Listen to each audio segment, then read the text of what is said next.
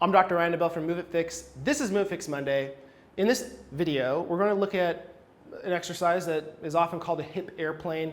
I like to call it just closed chain hip abduction and adduction at different levels or degrees of hip flexion.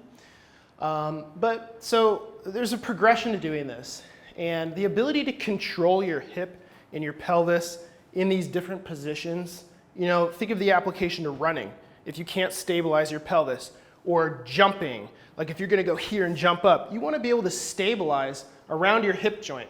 And so doing this closed chain hip abduction, adduction, hip airplane, whatever you want to call it, is super useful for people. If you really want to own the motion of your body, you should be training this. Now it's hard because it requires balance. So as a starting point for this, a lot of times you can just get people to grab onto something, and then you can do this at varying degrees of hip flexion. So this would be like neutral, this is flexion, more flexion, more flexion, more flexion, more flexion. And then from here, you can go into adduction, and then you can go into abduction. And the motion for this should be in the stance-legged hip. It shouldn't be like rotating through your spine.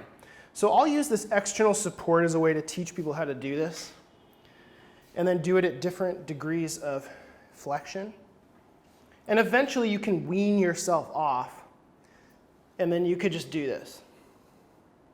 So those are sort of like learning how to do it, gaining some balance, etc. But like anything, if you make it heavier, it turns into a strength training exercise. So this is hard. This is not a beginner entry level thing. This is if you can already do these without weight well. But if you want to spice it up, what you could do is grab a kettlebell, stand on one leg, then you could go into these varying degrees of hip flexion, slight bend in the knee, and then from here, trying to control at the hip joint and lower, and then open. Now all the motion should be happening in the stance leg hip. And again, you could do this at different degrees of hip flexion, and you'll hit different fibers of the different muscles. But really, the goal, for my training at least, and many people's training, is to try to control every joint in every position so that you are a master of your own body. So you could probably do this with a lot of other, the principle of this is you're just loading this motion. And you could do this in a lot of ways.